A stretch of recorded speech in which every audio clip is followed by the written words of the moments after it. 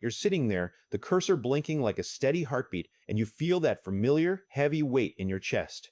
It's that suffocating sense of guilt because you know you should be working, but your brain feels like it's being pulled in 1,000 different directions at once. You tell yourself you're lazy. You tell yourself you lack discipline. You tell yourself that everyone else seems to have this secret superpower of focus while you're just stuck. But I need you to hear me right now, because I want to tell you something that might finally let you breathe. It is not your fault. You aren't failing at being a human being. You are being systematically, biologically, and environmentally hijacked. You are living in a world that was designed to break your attention, and your brain is simply reacting the way it was evolved to react. This is what psychologists call the attention economy. You aren't just distracted. You are the product. Every app, every notification, and every quick check of your phone is a sophisticated piece of engineering designed to trigger your brain's most primal reward systems. To understand why this is happening to you, we have to look back. Your brain was built for a world that no longer exists. For hundreds of thousands of years, human survival depended on noticing novelty. If your ancestors heard a rustle in the bushes, they had to pay attention. That rustle could be a predator, or it could be a berry bush. Their brains rewarded them for noticing the new thing because that novelty meant survival. In the wild, novelty was a tool for life, but in the 21st century, we have flooded your environment with digital berry bushes. Every time your phone pings, your brain receives a tiny hit of dopamine. It thinks, oh, something new, something important. It's doing exactly what it was designed to do. It's scanning the horizon for threats and rewards. The problem is that your office or your home desk is a minefield of these signals. That is the million-dollar question. And the answer lies in something deeper than just willpower.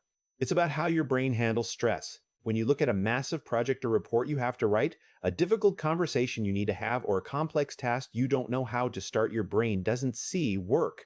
It sees a threat. Because the task is hard or boring, it triggers the amygdala, your brain's alarm system. This creates a state of low-level anxiety. And what does your brain do when it feels threatened? It wants to flee. This is the procrastination loop. It's not a time management problem, it's an emotional regulation problem. You aren't avoiding the work because you're lazy. You're avoiding the anxiety that the work produces. Scrolling social media or checking your email is a flight response. It's a way to soothe the discomfort of the task in real time. You are essentially trying to put out a fire with a glass of water. You feel better for a second when you distract yourself, but the fire, the work, is still burning. And because you haven't addressed the fire, the anxiety only grows bigger, making it even harder to start the next time. We also have to talk about the plugged-in tax. Research shows that even when your phone is face down, your brain is still dedicating cognitive resources to not checking it. This is called continuous partial attention. Your brain is constantly running a background process, like a computer with too many tabs open. It's draining your battery before you even begin your day. This is why you feel exhausted by 3 p.m., even if you haven't done much. You've been running a marathon of mental resistance just to stay present. And then there's the environment itself. If you work in an open office or a noisy home, your brain is constantly processing noise-forward data. It's not just the volume, it's the unpredictability. Every time a door opens or a chair squeaks, your brain has to decide if it's important. That constant decision-making chips away at your focus until there's nothing left for the actual work. We have to move away from the willpower myth. Willpower is a finite resource. It's like a muscle. It gets tired. If you spend all day trying to force yourself to focus, you will eventually run out of fuel.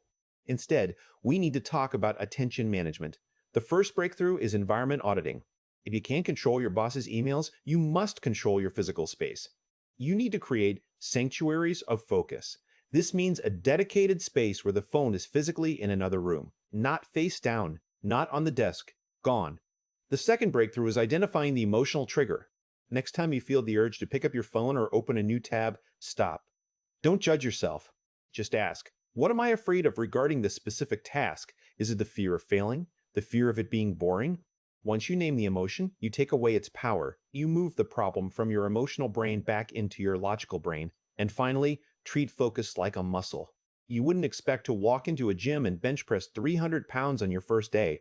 You don't get focus, you train it. Start with deep work, sprints, just 20 minutes of undivided attention. That's it. Build the capacity to stay in the chair before you try to stay there for 8 hours. As we move into a future where AI handles the mundane, the most valuable skill you can possess is the ability to concentrate. In a world of constant distraction, the ability to go deep is becoming a superpower. It is the ultimate competitive advantage. You are not broken. You are just human, navigating a world that wasn't built for you. You don't need more discipline. You need a better strategy.